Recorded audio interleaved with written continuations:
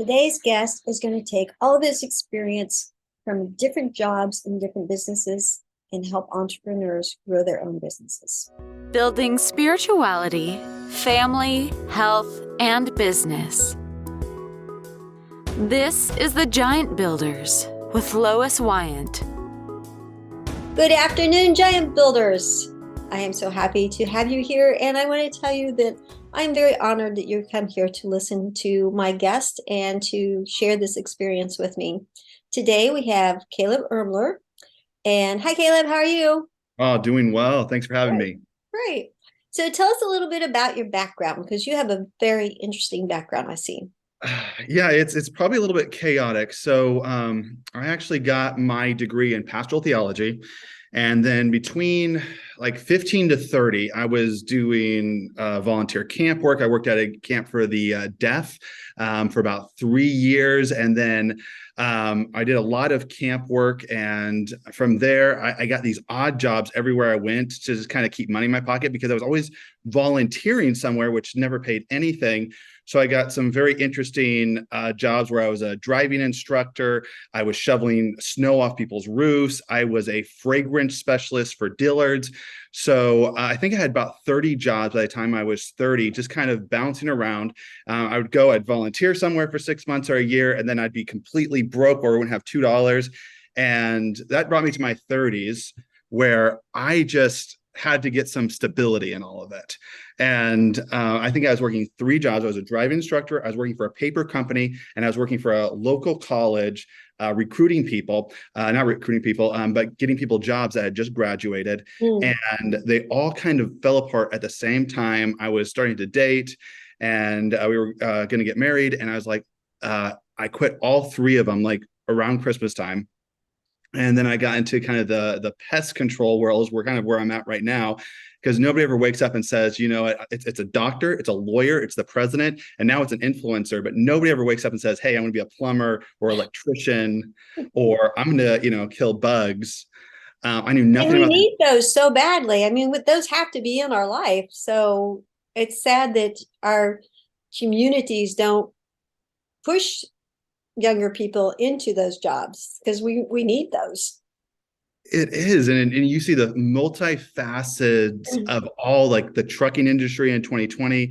And all of a sudden, when things start going wrong, it's only then that those industries get highlighted on those times. Or like, absolutely. But I didn't know like anything about them. And so I was there for about 3 years.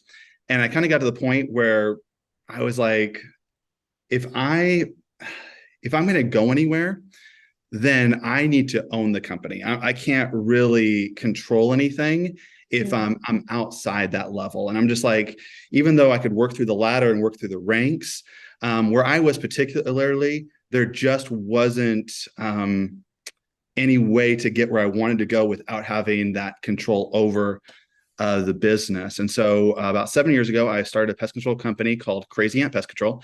And that's where we're at right now. This is the offices there. And just recently got into business coaching. And that's where we're at right now in a nutshell. I could probably dive into all those so much deeper, but I know we had to keep this thing moving. All right. So which job did you like the most? You know, I think being a fragrance specialist was one of my favorites. I just loved actually probably my favorite would probably be doing camp work.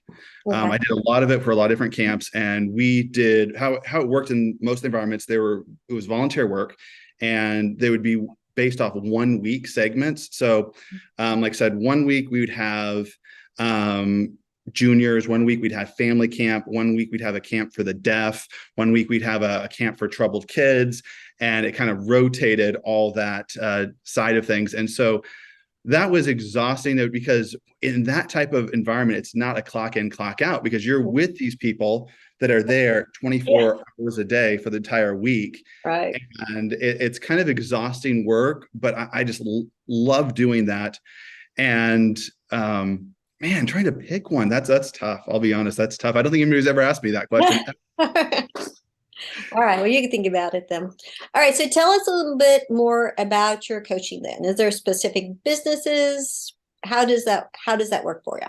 So it works a lot like it is right now. So what I do is I work with local service-based businesses. So it's a very niche thing, and I don't do a lot. I don't know a lot about like the SaaS or different kinds of industry. So we're kind of focused in there, and it's a lot on the accountability and growth. And I try not to be on that side where it's like, okay, I'm just going to tell you the three things that you need to go, because it's a growth thing. And one thing I try to explain to people, there's a great book called The Obstacle is the Way. And there's a reason we don't just put our kids into college. My kid's a genius. Well, they're going to get there, but they have to go through the proper steps and everything like that. And so a lot of my coaching kind of follows that same practicality where we're not just going to skip phases of this. We're going to figure out what we need to do to get to that next level personally. And a lot of that deals around actually getting yourself out of the day-to-day operations. So a lot of people cannot just go on a cruise for a week. They cannot just do anything. I know the first 4 or 5 years of business here, I was working 10, 12, 14 hours every day, 6 days a week. And I remember somebody was going to offer to buy my company out, and I was across the table from them, and my phone was just going off the whole time. Like, I have this little small business. Everybody needed my attention. Everybody needed my input. And here I am across from a guy that's going to do, 50 million gross this year, and his phone doesn't go off once. And he's fully engaged in the conversation. And here I am just scrambling like with chicken with my head cut off. And I'm thinking, what's wrong with this picture right here? This guy's doing 100 times what I'm doing, but yet he's fully engaged where he is right now. He's not stressed out. His phone isn't going off. And I almost walked out of that conversation almost mad, like, what am I doing wrong? It's not Like, fair. it's not like, and that's what the crux of it is getting people to that point. And the reason why people get into it is freedom at the end of the day. A lot of people tell us, well, it's finances, it's this, it's that, it's control. I mean, these are elements to it, but it's a lot to have the freedom. And then most of the people never get to that freedom. 80% of small businesses just fail flat out. Only like 4% of them get to $1 million.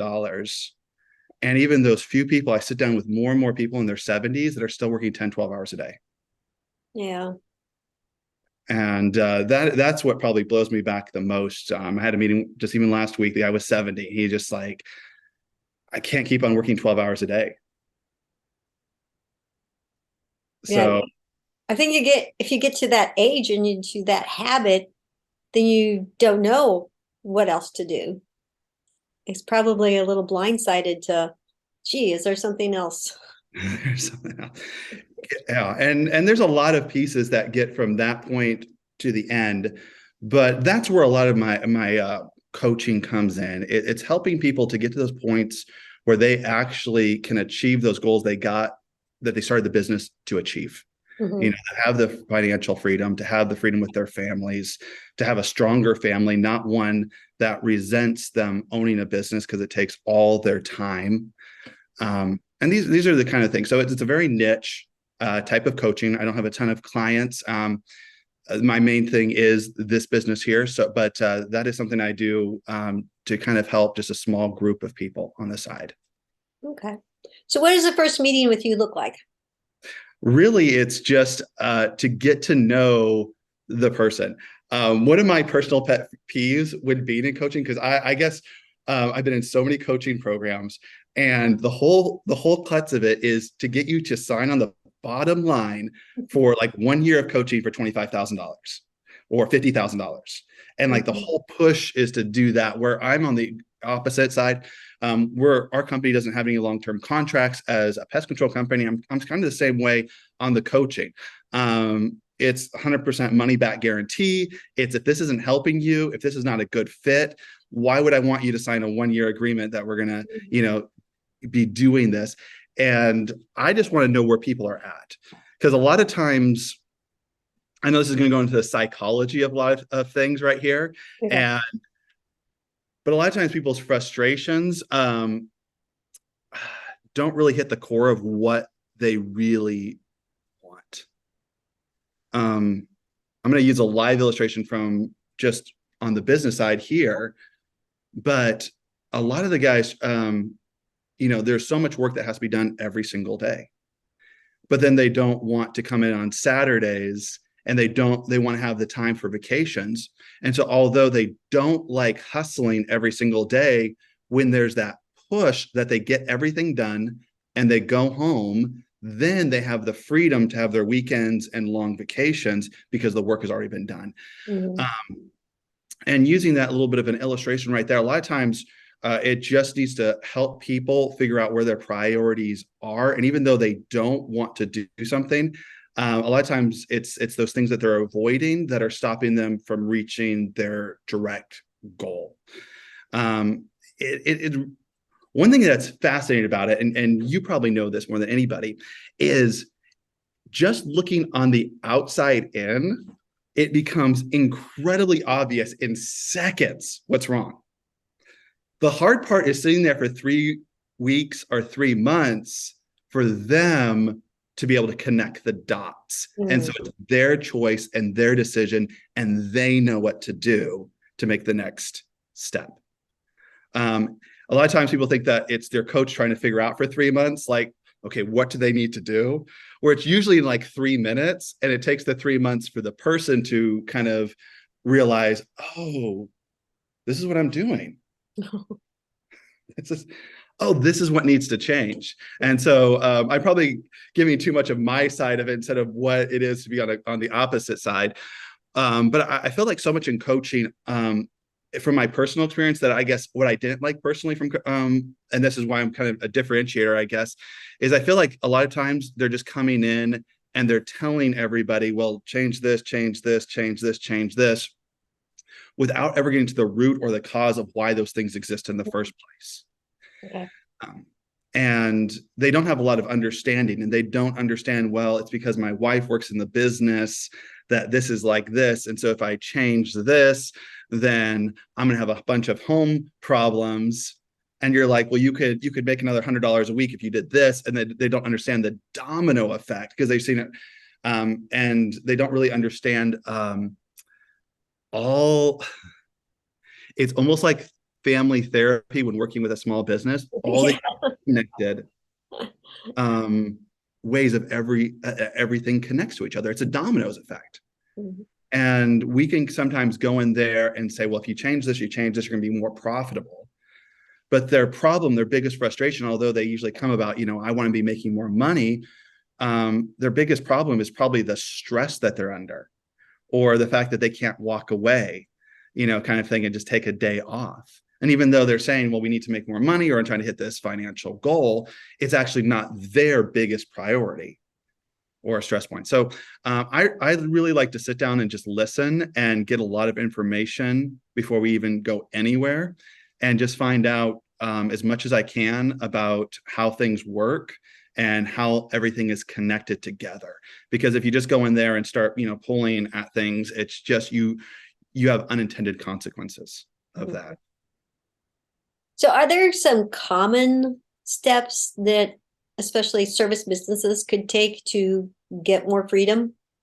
I think the biggest one that people need to really, really look at is when they hire their next person, now they have another person they have to mentor. They have another person they have to pay, another person they have to train, another person that they have to clean up after. It's like having a new child. They create so much work, and they never ask themselves, what is this person going to do to free up and make my life easier personally? One of the simple illustrations I use here is we are open 6 days a week. So I remember a few years ago, I was in that same, circle of just rat race of doing the same thing over and over. And I was working 6 days a week, 12 hours a day. And I was just thinking, the next person I hire, they need to be able to work a Saturday. They need to be able to take one Saturday so I can have one Saturday. It wasn't a big thing, but if I could have one Saturday off a month, that would give me a little bit of a break. And then the next person I hired had them take another Saturday. Now I have 2 Saturdays off a month. And we often are just looking about, okay, what do we need to get to that next growth? How do we get a person? Okay, we need a salesperson, we need a tech, we need an office person, and we're looking to fill holes. But while we're doing that, we're not really thinking, well, what do they need to do for me personally to make my life easier so that I can grow this? Because I'm taking on a lot more responsibility with every single person I bring on. And a lot of people start coming to a breaking point where I see this happen where they'll hire one, two, three, four, five, they fire everybody and they come back to a chuck in a truck. No. They're like, I can make good money by myself. I'm tired of people not showing up, communicating. It's just the stress is too high. Or they get to this point and they're just like, I can't take anymore. I'm at 8, 10 people and the weight's too much. And I'm just there because they never thought about, well, what are each of these people doing to actually make it so I can grow and my life is easier with each step.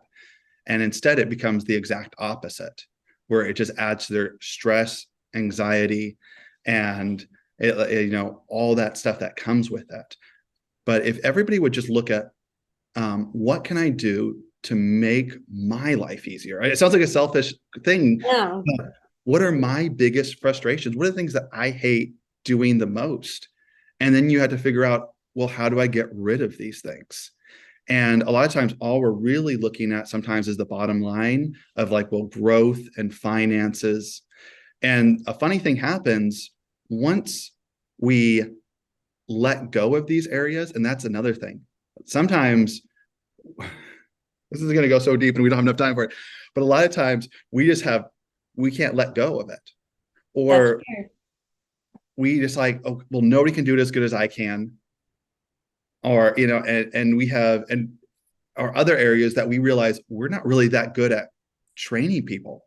We're not good at recruiting people. We're not good at making sure they don't leave in 2 years. And we have to figure it, and all of a sudden, when we start going down this path, it becomes very uncomfortable because it reveals all our own insecurities, all our own weaknesses. And to be able to basically be very comfortable with saying, I'm not good on that area. This is not my strength. This is, where I'm great at is A, B, and C. This is not original for me, but I loved it. I heard it for a few years ago. And they said, you know what, I don't know if this is a phrase you've ever heard, but like, hey, if there's anything I can do for you, let me know, or something like that. They said, don't use vague terms like that. Let them know what you're good at.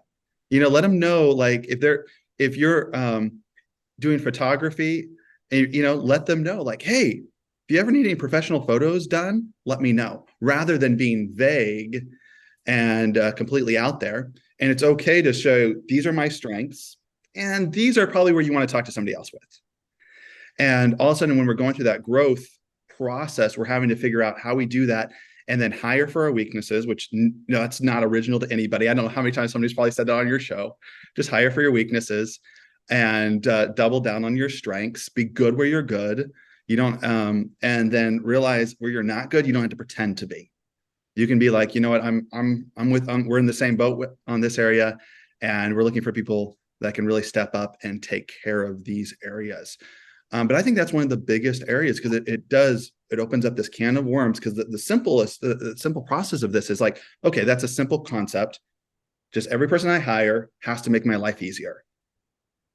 But then we find that the domino effect of that is, well, you have to let go of things. You have to be good at recruiting good people, because when you're doing everything yourself, all of a sudden you can hire C players because you're always there. You're always writing them. You're always on top of them. And now it becomes very hard to be like, well, I have to actually hire A players. And then since we're not very good at it, and we don't find people that may be able to help us be good at it, then we get into the thing where there's no good people out there anymore. People just don't have the work ethic like they used to. And then all of a sudden this stuff starts coming up, and it becomes the voice that we hear in our head. And then what's so dangerous about that is it's the voice we start believing. And that's a really hard voice not to listen to these days. I mean, I see help signs everywhere, and I'm sure it's probably an issue for the service area too. How do you find good people?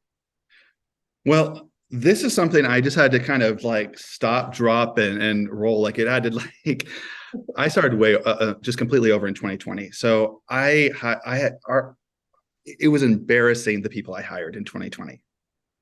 I was putting out help wanted signs. We get like 10 people and none of them were even remotely qualified.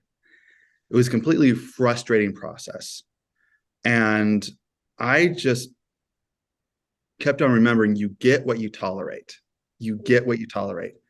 And I hit a point personally. I said, hey, I don't really care if I have to go back to working 16-hour days. We're not having bad employees anymore. And so over the next 12 months, they kind of just dropped. Like we put the pressure on and like they kind of knew it was coming and people would kind of exit themselves.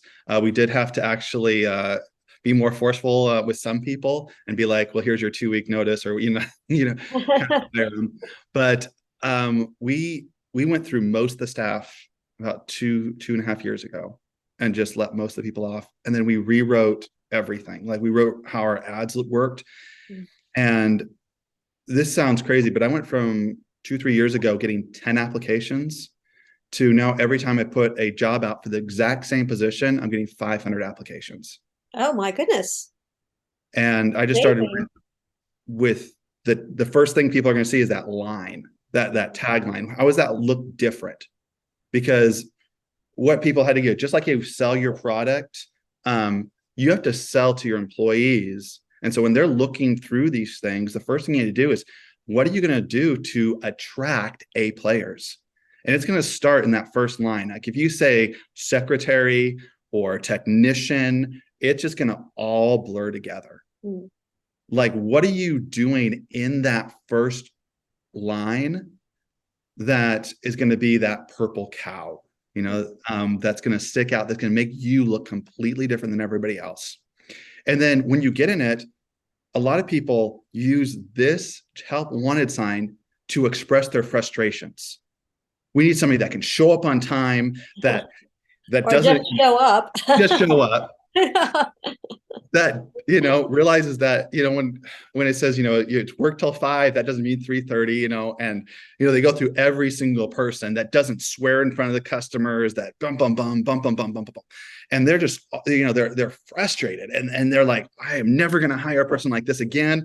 And they take it out on their keyboard, and a good employee is reading this and they can feel the frustration. They can feel the drama, the stress of this thing. And they're like, well, nobody wants to work anymore. These are totally, just to tell somebody that they just can't swear in front of a customer. They have to show up and they have to work till 5 and do a good job. These are not like, horrible. I mean, these seems to be like the really basic things. Yeah.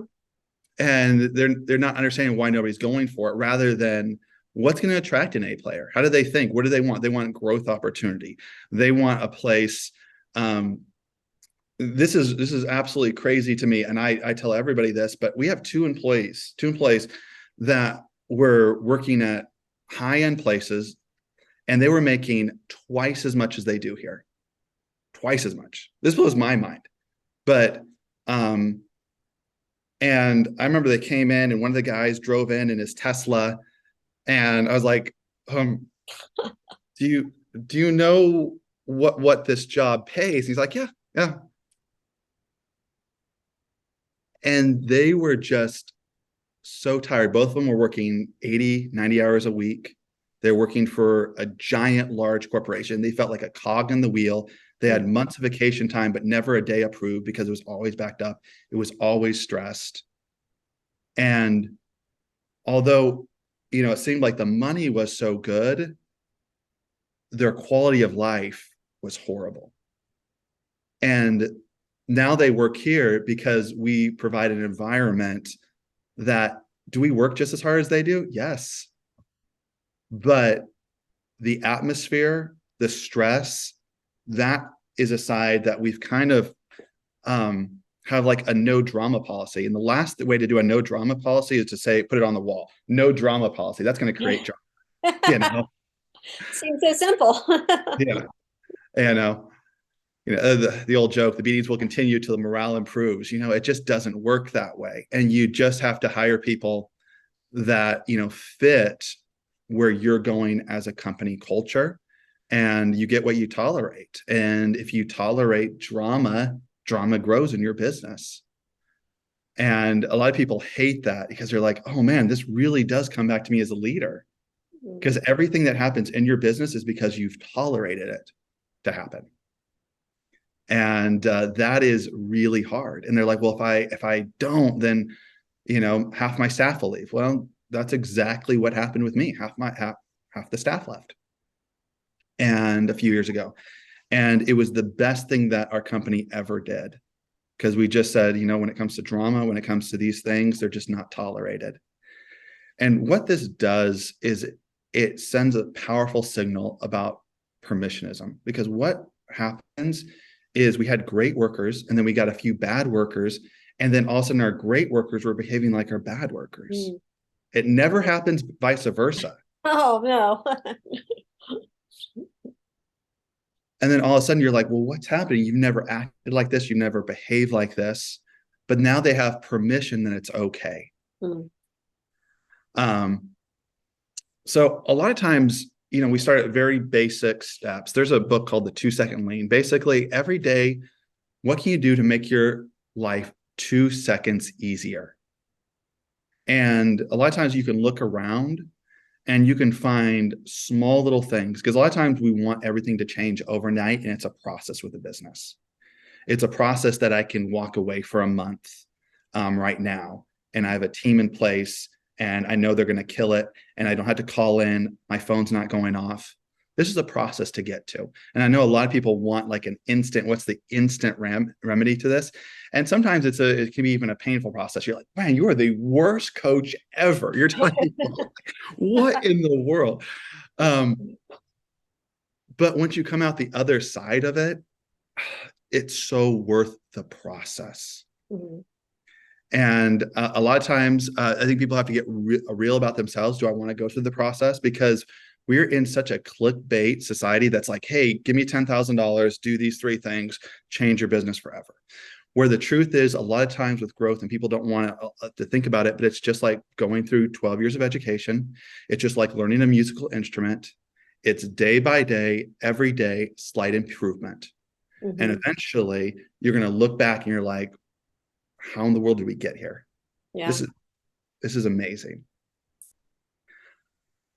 So I know that's a really, really long. Yeah, that was great information. That was really great.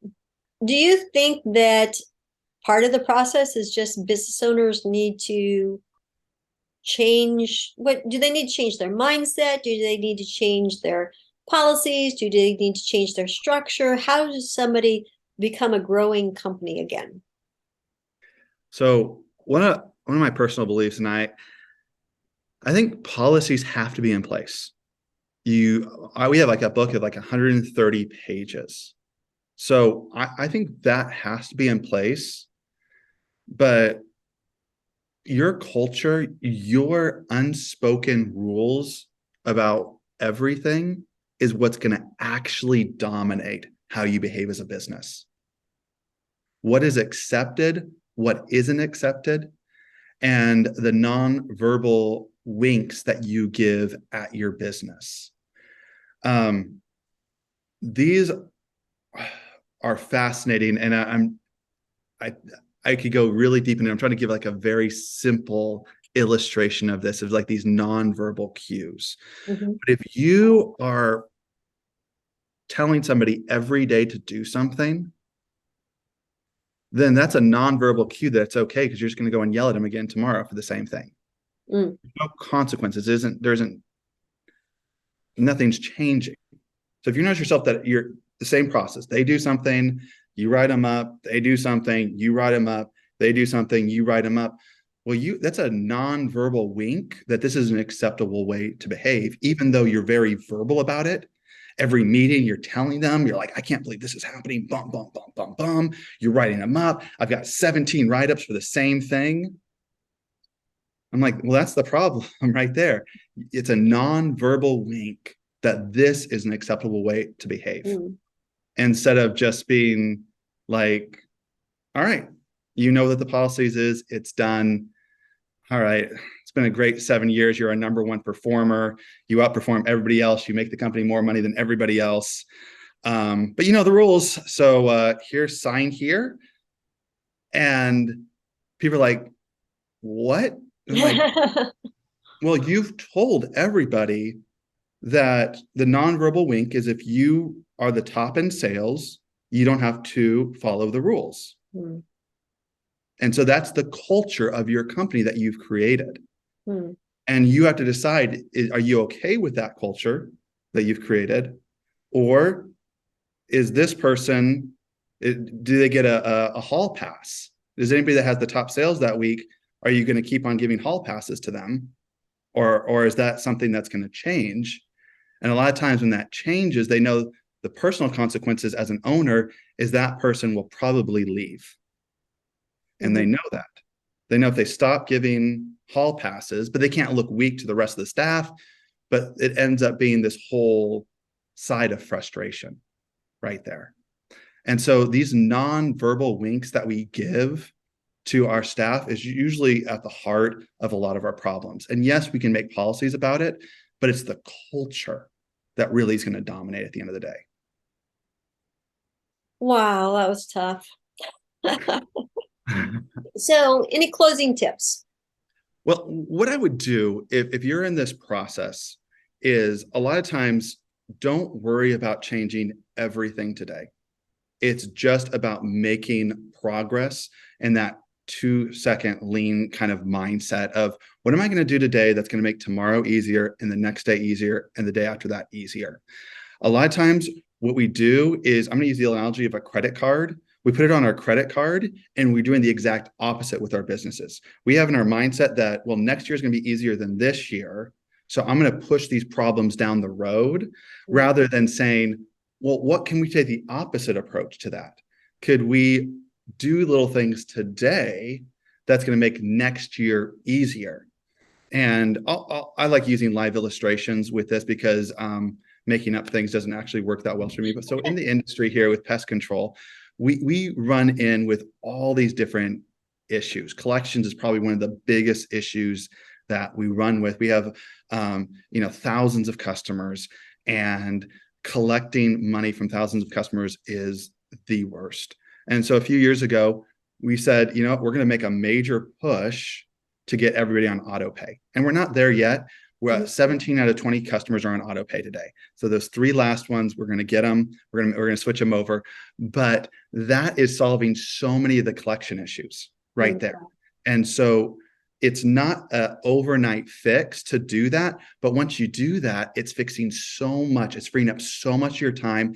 And with that, there's so much frustration in collecting because nobody's wanting to pick up the phone saying, hey, you owe us money. You're too behind. It brings the whole morale of the office down because it's a job that nobody wants. And you're looking down the road and say, hey, by making this one change, we're taking a pain point from the office, we're removing it, we're making sure that we're getting paid on time, so we're making more money. We're making that process more painless on the customer because when you have to write a check every single time, they're feeling the pain every single time. Or when it's on auto pay, there's no emotional pain. That comes with actually pulling out a credit card, giving somebody cash or writing a check. So that emotional pull. So all around the stress and emotional pull of that goes down on your customers and your main base right there. And that's just one area that we've done. We've done another one with automated texting. And so a lot of our texts, 90% of our texts can be automated. And so we simply do an automated text. So the texts that go out are automated. But if somebody responds or has a question, only those 5% of text actually get a real person responding.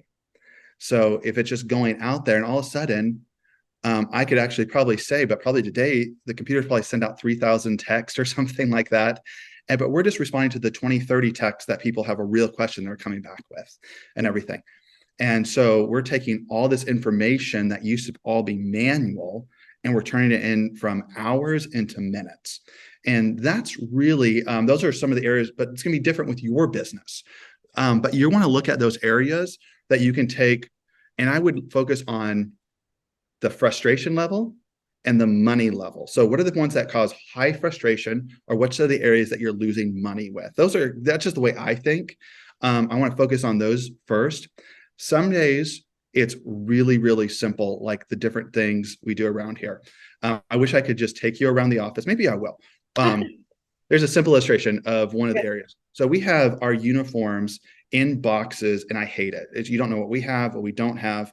And so one of the things that we did a couple months ago, just to make the life easier, is we just put it all right here in our main room. So you can kind of see that all our uniforms are just right there. They're hanging up. You can visually see them. If there's no hats, you know that we need to order hats. And what happened when they were just in a warehouse up on a box, nobody knew where to find things, where to get it. And buying a simple rack and putting it right there in the middle of the office simplified a uniform problem. It doesn't save a ton of time, but it's one little frustration taken down. So sometimes there are big areas that save you tens of thousands of dollars and frustration and helps out morale. Other times they're smaller. I wouldn't necessarily focus on the size of them. I would take the easy wins first, of course, but the idea is that we're consistently doing this on a day in and day out basis. Oh, that was wonderful, Caleb. So many tips that you've given us. I am so appreciative to just sharing so openly with us. That was wonderful. So I'm going to have your contact information below so our listeners can contact you and reach out to you for questions and services. And I just appreciate your time. Well, thank you so much for having me on. I love this. I love talking about it. I love getting on the other side of business. I think so often, if somebody's listening to this right now, they're probably working at the same time they're listening to this, if they're anything like me. And when you get out of your silo, I think that's where crazy, awesome things happen. And so I just love getting to talk about business and talk about how it affects the rest of our lives as well. That's great. All right. Well, thank you for your time. Giant Builders, we'll see you either next Tuesday or Thursday.